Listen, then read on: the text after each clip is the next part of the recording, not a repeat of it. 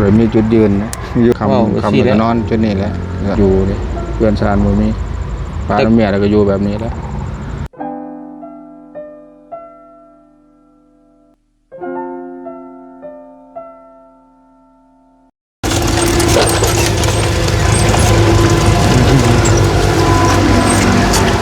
ความจริงเลยทำนี่อะไรเนี่ยดีใจสุดผมคิดว่าสิห้าไม่วันนี้ขอบใจได้คอยมือซ้ำไปเคยได้บ่ชอบใหญ่ปานใดบ่เคยเทื่อเนาะแต่ว่าครั้งชีวิตในชีวิตเลยครั้งแรกในชีวิตเลยบ่เคยเห็นอีกเทื่อได้แต่ว่าติดตามแล้วก็ยกโป้ให้ตลอดไปเนื้อแต่ตายแต่บ่คิดว่าสิมาช่วยเฮาผู้จนจนอันนี้บ่เข้าใจซะบ่เข้าใจคือกันเข้าใจบ่ฮู้ค่อยโอ้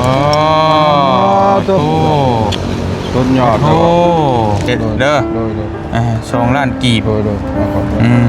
เอากับโทรศัพท์นี่อันเพิ่นน่ะเป็นคนลาวเฮาอยู่ต่างประเทศคนนึงและอีกคนนึงน่ะเป็นคนบ้านเจ้าเป็นคนกัมพูชาตอบนึงดีใจหลายๆที่ว่าลงดีใจนะครับแล้วขอให้เป็นสิ่งมงคลเป็นให้ปราศจากโรคภัยไข้เจ็บมีแต่สิ่งดีๆหาเงินก็ให้ทางมีร่ำรวยอายุมั่นคง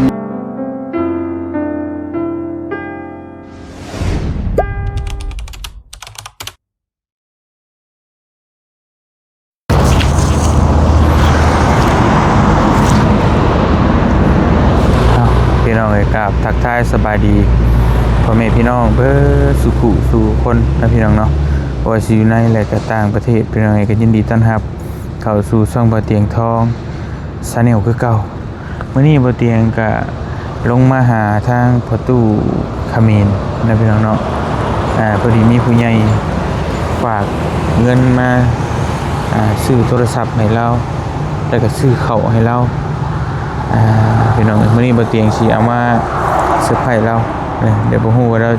สิดีใจหรือบ่เนาะพี่น้องเนาะได้เข้ากระสอบนึงแล้วก็โทรศัพท์ไว้ให้เราโทรไว้ติดต่อนะนั่นนี่แหละพี่น้องเนาะก็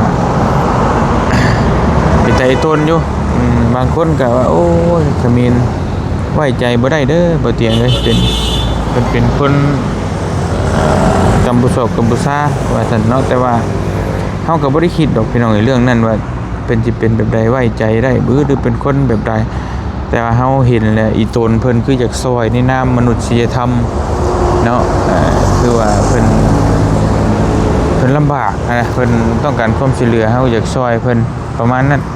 ก็บ่ได้ว่าสิคนแบบใดเฮาก็บ่ได้ว่าสิเลือกที่ฮักมักที่ชังเป็นคนบัดนี้เดี๋ยวเฮาบ่ซอยเนาะเป็นคนอันนี้แต่เฮาก็บ่สนใจนะเฮาก็บ่ได้ว่าเนาะเป็นคนแบบเฮาก็ซอยในนามที่ว่าเพื่อนมนุษย์ร่วมโลกน้ำกันแล้วก็พอให้เพิ่นได้กินได้ยาแค่นั้นเนาะส่วนที่ว่าซอยแบบจริงจังมีเฮือนมีชาติเนี่ยยังบ่ทันได้ว่าน่ะซอยบรรเทาทุกข์ก่อนเนาะคือเพิ่นฝากเงินมามื้อนี้ก็มีคนลาวเฮาคนนึงแล้วก็มีคนเขมรคนนึงนะกับคนกัมพูชาคนบ้านเพิ่นนี่แหละแต่เพิ่นไปอยู่ต่างประเทศเพิ่นเห็นแล้วเพิ่นอยากซอยในคนบ้านเดียวกันประมาณนั้นเพิ่นก็ได้ฝากเงินมาให้บ่เตียงซื้อข้าวมาให้เราเนาะกับซื้อโทรศัพท์มื้อนี้พี่น้องเดี๋ยวมาเบิ่งปฏิกิริยานำเรานำกันว่าเราสิดีใจหรือบ่พี่น้องเนาะ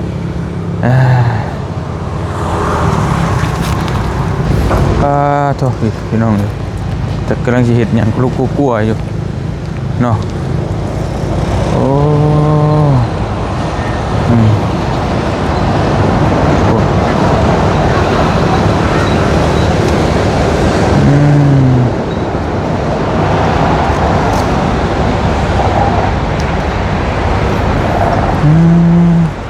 สบายดีเด้อพ่อโดยสบายดีกำลังเฮ็ดหยังหั่นกำลังชูนข้าวบ่โธ่พี่น้องเอ้ยอุ่นข้าวกินแรงตู้ไผ่อยู่นี่เลยนี่เนาะโธ่ได้ยังกินแรงมื้อนี่ยังบ่ทันมีเลยโอ้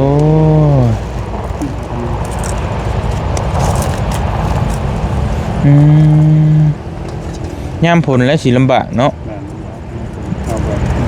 มันดินลงแนว โดยทางน้ำได้พี่น้อง แม่น เจาะบ่ได้หรอกครับว่าฝนตกฝนดิน บ่ก็ยังสิได้ลูกบ่ แม่นว่าก็ลองเบิ่งก็สิอยู่ได้แต่สิอยู่กันได้ก็ครับ แต่เดี๋ยวนั้นมันบ่มีหมุงอยู่เนาะ แม่น จำเป็นแล้วพี่น้องเนี่ยขอโทษด้วยหนีไม่ก่อนว้าตัว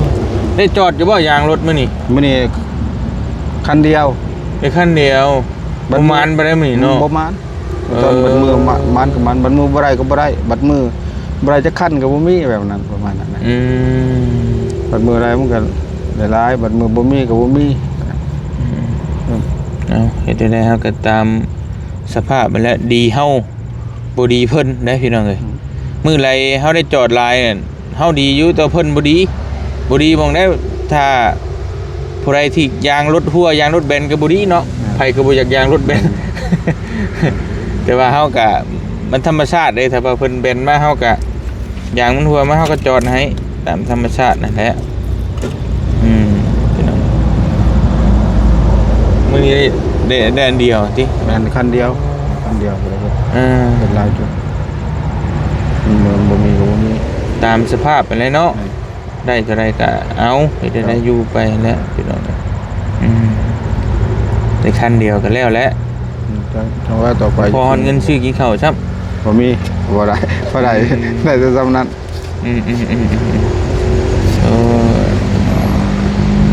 ยังดีแต่บ่มีลูกมีเต้าเนาะพ่อเนาะถ้ามีลูกน้อยลูกหยังโอ้ให้สิยากลำบากอยู่นำกันกับเมียก็บ่ได้มีลูกติ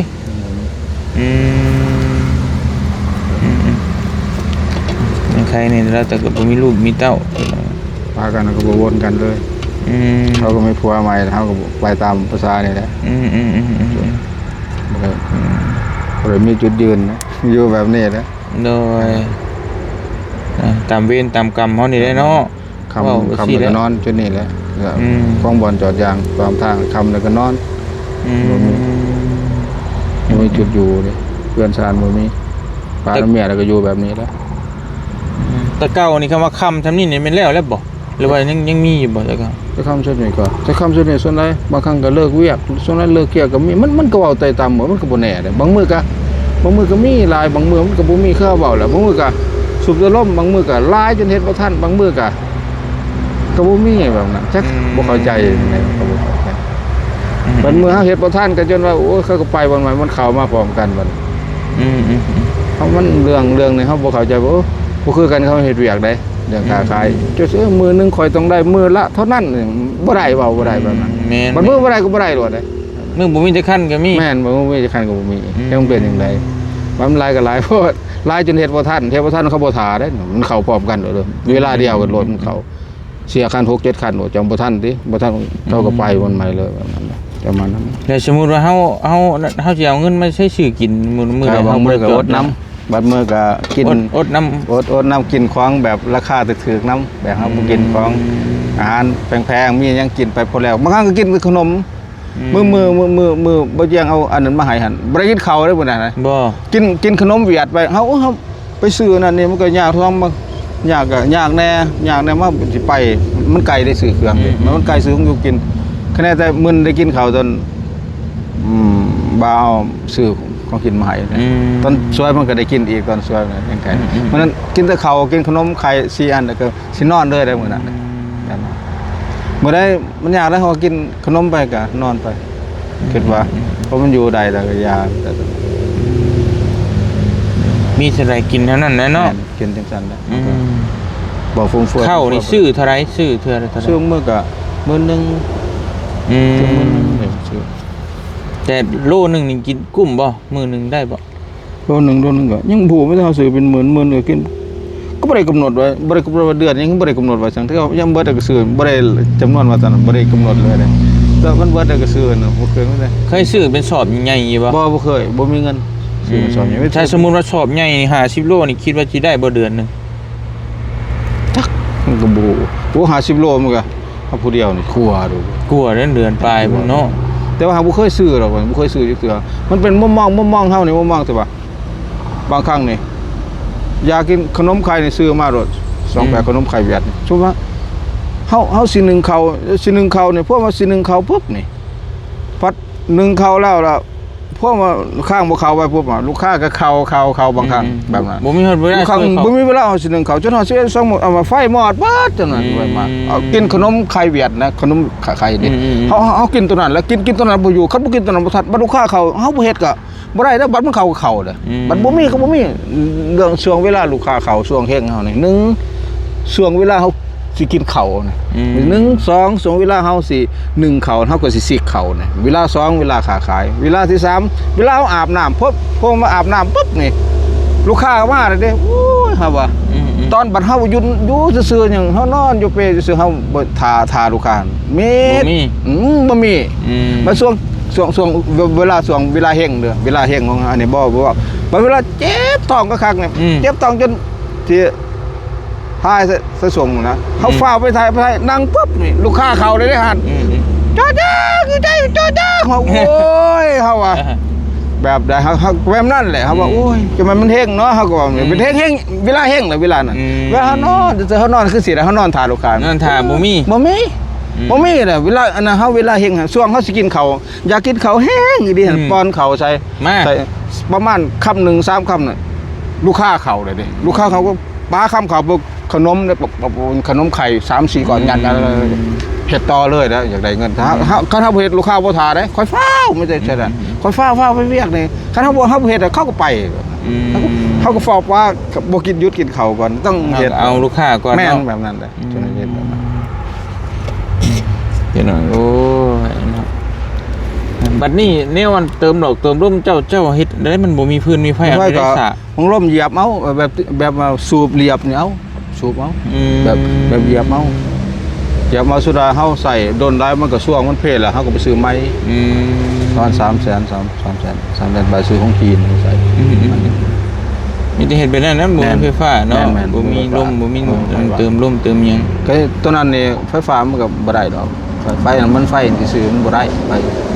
ไฟเชิงซื่ออันนี้ได้ซะอันยังไฟโซล่าเซลล์บ่นี่มีแต่ใต้ไฟใต้เอาไว้เยื่องซื่อแม่นใต้สากโทรศัพท์ตัวนี้สากโทรศัพท์แล้วก็ใต้คือโดยว้าวนะฟังนั่นเนาะได้มันยามแดดมาตากแดดบ่แม่นตัวนี้ได้ตากแดดได้หาจังได้ไต่จะไต่ก็ได้สากโทรศัพท์หยังก็ได้สากโทรศัพท์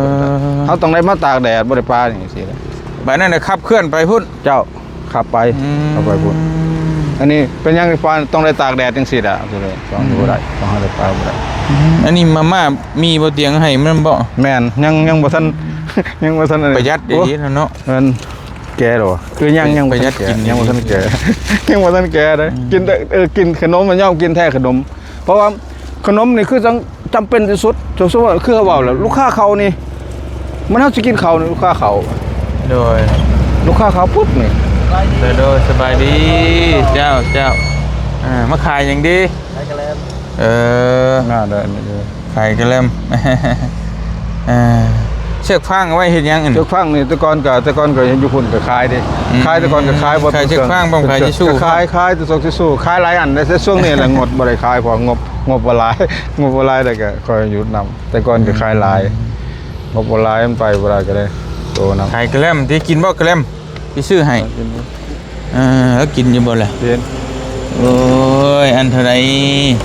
อันนั้นเด้นั่นเป็นเจ้าชิ้นซอยเราสิเด้อมันเพราะว่าหลอกก็เฮ็ดบ่ได้ติตัว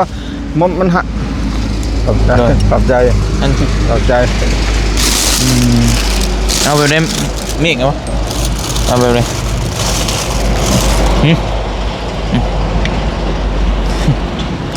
มันไม่ตัวหันมันตัวนั้นมันบ่เนี่ยมันไม่ฮู้น่ะเดี๋ยวมันหันเข้าว่าสิตั้งอันเท่าไหร่ทางเบิดโอเคพี่น้องเอ้ยซื้อซอยเราก่อนเพิ่งขายกระเล่มเนาะพอได้ขายอยู่บ่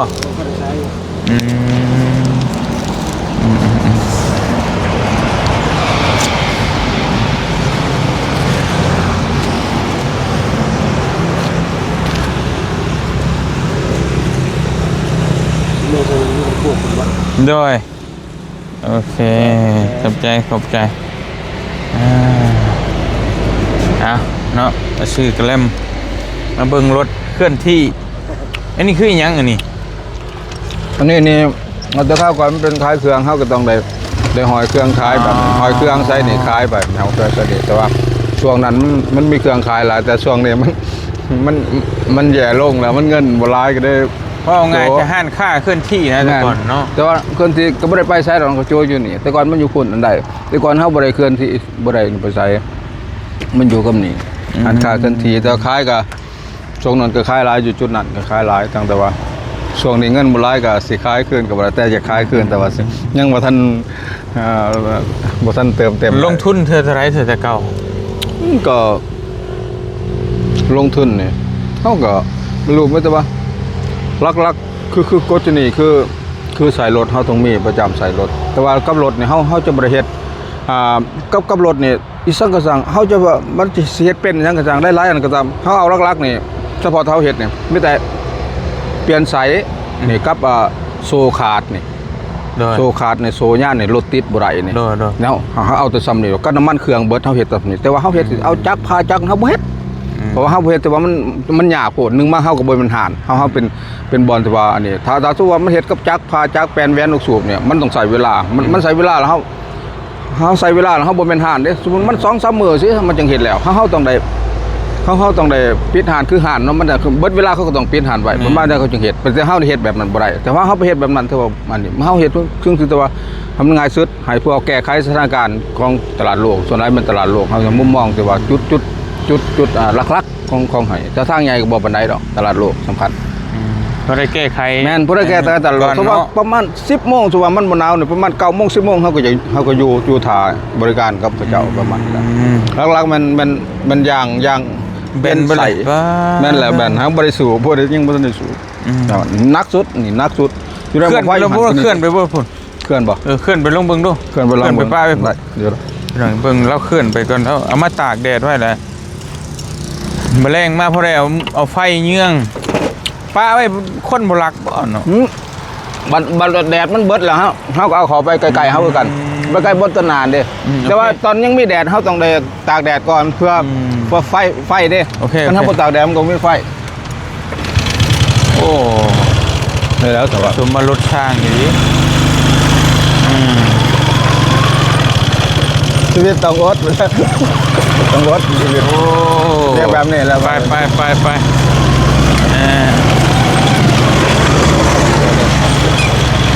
มุมมองแบบนี้โอเคมันถอยเนาะตัวนี้ถอยตัวนี้ต้องมอดเพื่อถอยตัวนี้เข้าไปถอยตัวนี้ไปย่ามันนี่เดี๋ยวส่วนมันแดดเท่านี้ซื้อโอเคตรงนี้มันนี่เดี๋ยวเขาจะถอยเขาถอยก่อนถอยเดี๋ยวโอเคเรียบร้อยแบบนี้ยังจะเอาเขาพูดบัดนี้เอาถอยล่างไปแม่นไม่ต้องสุกแบบนี้แหละเอาหน้าไปบ่ได้บ่เอาหน้าไปบ่ได้บัดเขาออกเขาจะออกยากเขาจะออกยากถ้าตอนเช้ามาเขาขี่ออกปุ๊บเขาจะขี่ออกไปตากแดดตัวนี้ต้องได้ตากแดดเขาบ่ตากแดดเขาบ่มีไฟใส่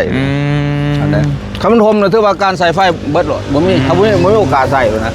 ไปนี่แหละเฮ็ดจังซี่แล้วคู่มือ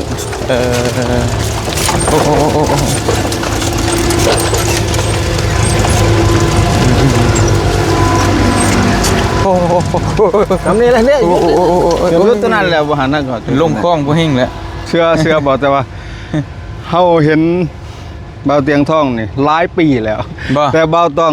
เตียงทองเห็นเฮามื้อนี้ว่านนี้ภูมิแต่เฮาเห็นเจ้าหลายไปไสอยู่ไสเขาไปอยู่เถียงไห้เถียงนาจังเขาเป็นหันเป็นนี่เจ้าซัวอยู่เทปอกสิปนยังเฮาเบิ่งเบิดเลยเนาะเห็นเบิดแต่ว่าสมใจมันเกิดเฮามันจะเกิดผู้ชายคนนี้เขาเป็นคนมีบุญเขาได้2เงินไขที่1ได้บุญ2ได้เงินโดย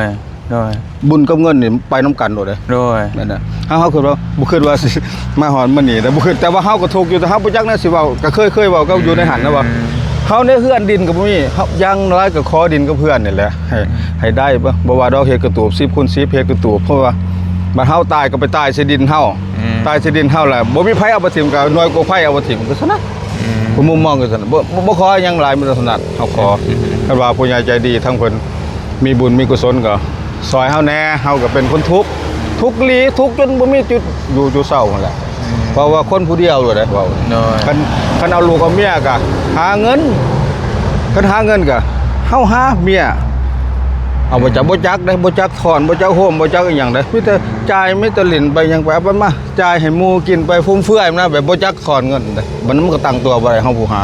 บัดนี้แยกทางกันอยู่แบบนั้น โอเค ประมาณนั้น มีแต่ว่าเดี๋ยวตัวนั้นเดี๋ยวจะค่อยว่ากันนะแต่เรื่องซอยเรื่องหยังก็แต่ว่ามื้อนี้เฮาผู้ใหญ่เพิ่นซื้อข้าวมาให้เจ้าบ่ได้กินก่อนเด้อ ใจขอบใจ ไปเอาไปอยู่ในรถรถไป ว่าก็ดีใจสุดแล้วเพราะหายน้อยหนึงก็ดีใจก็ว่าเฮาก็ยังเคยว่า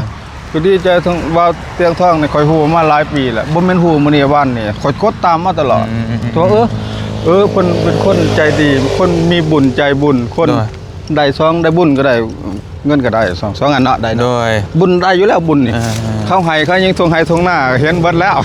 โดย ไปเนื้อไปไตเห็นเบิดเว้าความจริงนะครับว่าก็ดีใจสุดบ่คิดว่าสิเฮามีวันนี้ขอบใจ โดย คอยมือส่งไป สอบใหญ่ ส่งใหญ่ตัวเฮากับดีใจสุดบ่มีหยังมีแต่ความดีใจแล้วก็ผู้เพิ่นให้ก็ขอให้เพิ่นมีสุขภาพแข็งแรงและมีอายุมันยืนมีเงินหลายๆและช่วยเหลือคนต่อๆไปอีก ๆโดย ให้เพิ่นได้ประสบผลสำเร็จคิดหยังก็ขอให้ได้สมหวังทุกประการ โดยสาธุ เอาหน้าไปเนาะไปขอบใจ ซอยหาม แต่เฮาบ่เคยว่ามันเท่าใดห้ามบาทผู้เดียวก็ได้บ่ เจ้าสิเบกได้บ่ จัก ไม่ใช่เคยได้อีบ่ชอบใหญ่ปาน จั ใด กบ่เคย เคยเทื่อเนาะ แต่ว่าครั้งชีวิตในชีวิตเลยเดี๋ยว โอ้ครั้งแรกในชีวิต โด เลย โดยครั้งแรกในชีวิตเลย โอ้ย ก็เป็น เนาะ ประสบการณ์ผลสำเร็จหนึงที่ว่า แต่ว่าบาปเตียงข้างหาย แต่ว่าดีใจที่สุดบ่เคยมีเว้าอีหลี โดย ก็เว้าความจริงแล้วบ่เคยมีว่าผู้ช่วยปานนี้ โอเคไป เดี๋ยว ไว้ใส่ดิ บ่เอาไว้ยึดรถก่อนได้บ่เอาไว้ยึดรถก่อนนี่ทั้งรถก่อนโอ้ตัวนี้ยันมันเฮาบ่ได้แก้น่ะเอาไว้รถทั้งรถได้แล้วตัวนี้ได้แล้วขอบใจว่าสิฟังที่ช่วยเฮาขอบใจคอยเป็นบุญหลายๆแล้วก็เจ้าทั้งมีปราศจากโรคภัยไข้เจ็บมีแต่สิ่งดีๆเข้าในชีวิตเด้อ โดยสาธุ ดีใจที่สุดแบบว่าบ่เคยเห็นอีกเทื่อได้ตัวติดตามแล้วก็ยกโป้ให้ตลอดไปเนื้อแต่ตายแต่บ่คิดว่าสิมาช่วยเฮาผู้จนๆแต่ว่าเฮาก็ทุกข์มาแต่ดนแต่ว่าหากบ่มีเวลาติดต่อหาบ่เตรียมทองก็ว่าตัวไปหาเขาผู้เขาถือช่วยเฮาเด้ว่ากับคนถูกเพื่อนซ่านบ่มีดินบ่มีเจ้าเว้าเพิ่นนะว่าให้เพิ่นช่วยเฮาแน่เฮาบ่ได้อิหยังก็ขอดินกับเพื่อนอย่างน้อยก็10 คูณ 10รุ่นปกตูบอยู่น่ะเพราะแต่ว่าเฮาไปจังจุดจังหั่นเฮาตายไปก็เพราะให้หน่วยกู้ภัยเอาบ่ถิ่มนั่นน่ะในความเพิ่นน่ะเฮาก็ขอแต่สำนักแหละบ่ขอหยังหลายเพราะแต่ว่าสิ โดย อย่างไรนั้นนี่หลายก็บ่ขอแต่ว่าดีใจที่สุดที่ว่าดีที่ว่าดีที่สุดในชีวิตเฮาบ่เคยมีเอานี่ให้เด้อจนอายุจนสิเข้า50 ปีนี่บ่นี่ถือว่าเป็นบ่าวเตียงเป็นคนนี่เลยเด้อแต่ว่าคนอื่นก็ดีอยู่ดีคำปากคำเว้าเวลาเฮาเว้ากับเตียงทองเป็นบ่าอีหยังต่างๆสภาพซะมีหมู่ที่ว่าดีโทรมาหายังก็มีอยู่โทรมาอยู่หันอยู่นี่เด้อบ่เตียงอยู่แขวงกำมวลก็มีโทรมาหาโทรมาว่าเห็นบ่าวเตียงทองนี่ออกมาลายเพจเจ้าอยู่บนสูงบนเสาแม่นว่าคันว่าเจ้ามีบนเสานี่ทงให้ทงหน้าเฮามีเบิดตัวเฮามีเบิดแต่ว่าเป็นเฮือนซ่านดินดอนจะมาตั้งหานอยู่แขวงกำมวลเมืองไสผู้ทองก็ได้นี่เด้อเบอร์โทรเฮาเจ้าต้องสิเอาไว้บัดนี้เราบอกเฮาโทรหาเราก็บอกแบบนั้นเฮาว่าเบิ่งก่อนเบิ่งบ่าวเตียงทองก่อนเฮาก็บ่ว่าเฮาก็ว่าบ่ได้เฮาว่าดีใจเด้อขอบใจเด้อเฮาก็หลายคนที่เห็นผู้หลายคนก็เบิ่งเขาก็เบิ่งบ่าวเตียงทองหลายคนอาจสิมันทั่วโลกเฮาก็ดีใจสุดทุกคนจะดีที่ว่าเพิ่นก็ช่วยมาหลายอันดีใจที่สุดบ่เคยว่าเขาตัวนี้บ่เคยบ่มีไผช่วยเฮาครั้งทบิดในชีวิตเลยช่วยโดย ครั้งแรกในชี เอา วิต ทบิดเลยแหละบ่มีไผช่วยจนอายุจะเสียข่าว50 ปีเด้อมันครั้งทบิดเลยเด้ เข้าชอบเดียวนี่ แม่นบ่ทันมีไผช่วยปานนี้จักเทื่อเด้บ่มีจะมีแต่กระโมเห็นกับมันคันบ่อยากเว้านะคันเว้าออกเนี่ยมันสิทั่วโลกได้นี่ บ่แม่นคันเนี่ยมันบ่ดี คันแห้งเกินไปแล้วก็เฮาบ่อยากเว้านะเฮาเว้า ทำที่เฮาเว้าได้พอ ได้ยืนคันจังซี่มันทั่วโลก โดย เฮาก็บ่กล้า บ่ เว้า เป็นหยังแล้วแต่เพิ่นดีก็ดี ดีใจแล้วเพิ่นให้เฮาก็ถูกอีหลีก็ว่าเห็นบ่าวเตียงสวยเนี่ยภูมิใจที่สุดของเว้นนี่ก็มีผู้ถือบ่าวเตียงทองสวยแล้วล่ะมาเฮาก็ บ่ เพิ่นมาได้เพิ่นมาหาเฮาน่ะมาเบิ่งเพิ่นสิซื้อซั่นแต่ว่าเพิ่นบ่หนีเพิ่นบ่าวเตียงสวยแล้วถือสวยแล้วได้เฮือนได้ดินแล้วเฮาก็ได้ถามเพิ่นก็บ่าวเตียงก็เฮาก็ว่าสำเฮาก็ว่าสาธุขอให้เป็นจริงเฮาก็ว่าสำนั้นแต่เพิ่นว่าเว้าแล้วแต่เรื่องเขาบ่เว้าซั่นๆเฮาบ่เว้านะมัน เด้อ ง่ายๆนะก่อนง่ายๆก่อนโดย แป๊บ เข้า นึง ใจ เด้ เด้ อ อ ถ่าแป๊บนึงเด้อ เออ เออ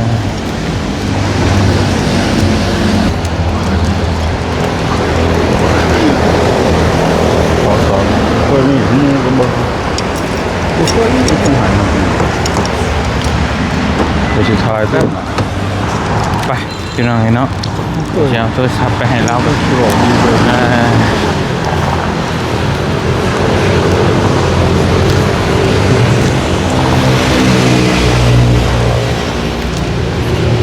นี่ช่วยมึงรู้ว่ามียังอันนี้ บ่เข้าใจเนาะ บ่เข้าใจคือกัน เข้าใจบ่ อืมบ่เข้าใจคือกัน โนเกีย โนเกีย เอ้าบ่ฮู้จะบ่ฮู้ล่ะ บ่ฮู้เลย บ่ฮู้เลย เอาแกะมึงดูเปิดมึงดู โอ้มาสุดว่า ดูแกะมึงดู สุดยอดโอ้สุดอ่ะเมา เอ็ด แต่ก็โอ้ ค่อยๆ โอ้ โอ้ ตัว สุดยอด โอ้ ว้าวโอ้ขอบใจพ่อใหญ่คนใจดีคนไหนว่าคันคนเบิ่งก็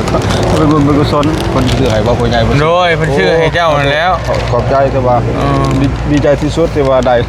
ให้คอยเป็นบุญในหลายเป็นสิริมงคลเด้อมีแต่สิ่งดีๆเข้าในชีวิตของตาในช่วยเฮานี่เฮานี่เป็นคนถูกดีโอ้ดีใจที่สุดมัก เอาพอได้เบิ่งบ่เตียงท้องแล้ว โอ้ดีใจ เห็นเราบ่มีโทรศัพท์เบิ่ง โอ้ดีใจที่สุดโอ้เด้อ แกะมึงดู มันยังอีกบัด อ่า อันนี้สุฟัง หูฟัง ก็ว่าดีใจที่สุดแล้ว โดย ได้เบิ่งอยู่บ่เตียงทองบัดนี้ ได้เบิ่งอยู่ดอก ได้ ติ เบิ่งนะนี่เบิ่ง นี่เอาเคสมันแกะใส่ดูแกะใส่ โอ้ยปรากฏบ่เกิดว่าสิเป็นคนดีสำหรับคนดีค่อยเบิ่งเจ้าได้หลายปีแต่ว่าเจ้าฮู้ค่อยข้าวเดียวค่อยก็ได้สม